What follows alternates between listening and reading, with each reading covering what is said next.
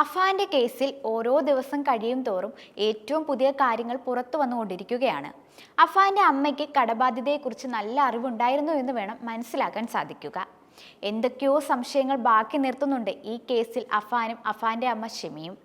കാരണം രാവിലെ അമ്മയ്ക്ക് അടി കിട്ടിയിട്ടുണ്ടെങ്കിൽ എങ്ങനെ വൈകുന്നേരം വരെ ജീവനോടെ സർവൈവ് ചെയ്തു എന്നതും സംശയത്തിൽ നിർത്താവുന്നതാണ്. കൂടാതെ അമ്മ പോലീസിന് കൊടുത്ത മൊഴി കട്ടിലിൽ നിന്ന് വീണാണ് തനിക്ക് മുറിവ് പറ്റിയതെന്നാണ്. അത് അഫാനെ പ്രൊട്ടക്റ്റ് ചെയ്യാൻ പറയുന്നതാണെന്ന് വ്യക്തമായ കാര്യമാണ്. എന്തായാലും അമ്മയ്ക്ക് ഇതിനെക്കുറിച്ച് നല്ല അറിവുണ്ടെന്നത് വ്യക്തമാണ്. തിരുവനന്തപുരം വെഞ്ഞാറമൂടിലെ കൊലപാതകം നടന്ന ദിവസത്തിന് തലേ ദിവസം അഫാനും ഉമ്മയും തട്ടത്തുമലയിലുള്ള ബന്ധുവീട്ടിൽ പണം കടം ചോദിച്ചു പോയിട്ടുണ്ടായിരുന്നു.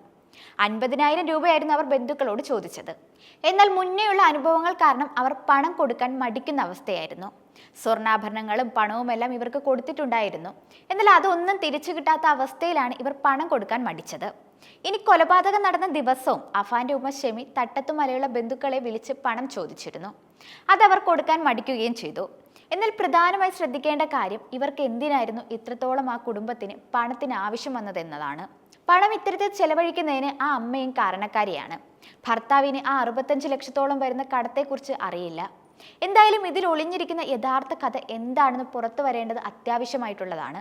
മറ്റൊരു കാര്യം പണം പോയ വഴി കണ്ടുപിടിക്കുക എന്നതാണ്. അതിൽ ബ്ലാക്ക് മാജിക്കോ മറ്റു കാര്യങ്ങളോ ഉണ്ടോ എന്ന് കൂടി പരിശോധിക്കണം. മകനെക്കുറിച്ചുള്ള കാര്യങ്ങൾ കൂടുതലായി അറിയുക അമ്മയ്ക്കാണ്. ഇതിൽ ഒളിഞ്ഞിരിക്കുന്ന സത്യം എന്തെന്ന് കണ്ടെത്തേണ്ടത് അനിവാര്യമാണ്. അഫാന്റെയോ അമ്മയുടെ പിറകിൽ ആരെങ്കിലും ഉണ്ടോ എന്നത് പരിശോധിക്കേണ്ട കാര്യമാണ്. അമ്മയുടെ ഫോൺ കോളുകളും പരിശോധിക്കേണ്ടത് അത്യാവശ്യമാണ്. അമ്മയും കൂടി വരുത്തി വെച്ച കടമാണോ എന്ന സംശയമാണ് ഇപ്പോൾ പുറത്തു വന്നുകൊണ്ടിരിക്കുന്നത്. അഫാന്റെ ഉമ്മ ഷെമി ആദ്യം തിരക്കിയത് അഫ്സാനെ കുറിച്ചാണ്. അഫാനെ കുറിച്ച് തിരക്കിയിട്ടേയില്ല. ഇതിൽ നിന്ന് തന്നെ അമ്മ എന്തൊക്കെയോ മറയ്ക്കുന്നുണ്ട് എന്ന് നമുക്ക് മനസ്സിലാക്കാൻ കഴിയും. മാതൃത്വം എപ്പോഴും മക്കളെ സംരക്ഷിക്കും. എന്നാൽ അന്നത്തെ ദിവസം അഫാൻ അങ്ങനെ ചെയ്യാനുള്ള കാരണം എന്താണെന്ന് ഷെമിക്ക് തീർച്ചയായും പറയാൻ കഴിയും. അഫാന്റെ മോട്ടീവ് എന്താണെന്ന് ആദ്യം കണ്ടെത്തണം. അത് മാത്രമല്ല, അഫാൻ തന്റെ പെൺസുഹൃത്തായ ഫർസാനയോട് കുമ്പസരിച്ച ശേഷമാണ് ആ കുട്ടിയെ കൊലപ്പെടുത്തിയതെന്നായിരുന്നു പോലീസിന് അഫാൻ നൽകിയ മൊഴി. താൻ എല്ലാവരെയും കൊലപ്പെടുത്തിയ ശേഷം ഫർസാനയോട് അത് പറഞ്ഞുവെന്നും എന്നാൽ ഫർസാന ചോദിച്ചത് ഇനി നമ്മൾ എങ്ങനെ ജീവിക്കുമെന്നുമായിരുന്നു. അടുത്ത നിമിഷം ഫർസാനയെ അഫാൻ അറ്റാക്ക് ചെയ്യുകയും ചെയ്തു. ഈ വാക്കുകളിൽ എത്രത്തോളം സത്യമുണ്ടെന്ന് കണ്ടുപിടിക്കേണ്ടിയിരിക്കുന്നു. ഏറ്റവും വികൃതമാക്കപ്പെട്ട നിലയിലായിരുന്നു ഫർസാനയുടെ മുഖം. അതുപോലെ തന്നെ വികൃതമാക്കപ്പെട്ടതായിരുന്നു അഫാന്റെ സഹോദരൻ അഫ്സാന്റെ മുഖം.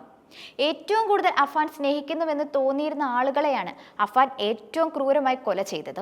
അഫാനെ സ്വതന്ത്രമാക്കിയാൽ ഇനിയും അവൻ കൊലപാതകങ്ങൾ ചെയ്യുമെന്നത് ഉറപ്പുള്ള കാര്യമാണ്. അനുജനായ അഫ്സാനെ കൊലപ്പെടുത്തിയ ശേഷം താൻ ക്ഷീണിതനായെന്നും മറ്റുള്ളവരെ കൊലപ്പെടുത്താൻ സാധിക്കാത്തതിൽ വിഷമവുമാണ് അഫാൻ പ്രകടിപ്പിച്ചിരുന്നത്. മറ്റൊരു കാര്യം പരിശോധിച്ചാൽ 14 പേരിൽ നിന്നായി 65 ലക്ഷത്തോളം രൂപയാണ് അഫാനും ഉമ്മയായ ഷെമിയും ചേർന്ന് ഉണ്ടാക്കിയത്. എന്നാൽ ഈ കാര്യം തനിക്ക് അറിയില്ലെന്നാണ് അഫാന്റെ പിതാവ് പറയുന്നത്. അഫാന്റെ ഉമ്മ ഗുരുതരാവസ്ഥയിൽ വെന്റിലേറ്ററിൽ ഇപ്പോഴും തുടരുകയാണ്. മറ്റൊരു ശ്രദ്ധേയമായ കാര്യം എന്നത് ഇദ്ദേഹം വിദേശത്ത് അനധികൃതമായിട്ടായിരുന്നു താമസിച്ചിരുന്നത് എന്നതാണ്. അതിനാൽ തന്നെ അദ്ദേഹത്തിന് കുടുംബവുമായി എപ്പോഴും ബന്ധപ്പെടാനുള്ള സാഹചര്യങ്ങൾ ഉണ്ടായിരുന്നില്ല.